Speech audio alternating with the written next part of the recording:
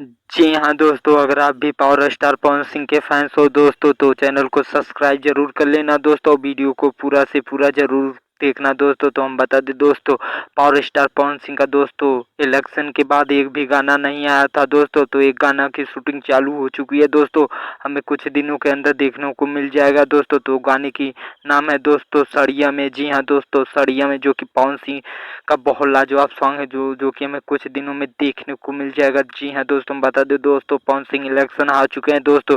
हालांकि इलेक्शन के बाद उन्हें सदमा उतना लगा नहीं दोस्तों। तो हम बता दें दोस्तों, पावर स्टार पवन सिंह का एक और लाजवाब सॉन्ग जो कि यूट्यूब पे हमें कुछ ही दिनों में देखने को मिल जाएगा दोस्तों। तो कैसा लगा हमारा वीडियो दोस्तों?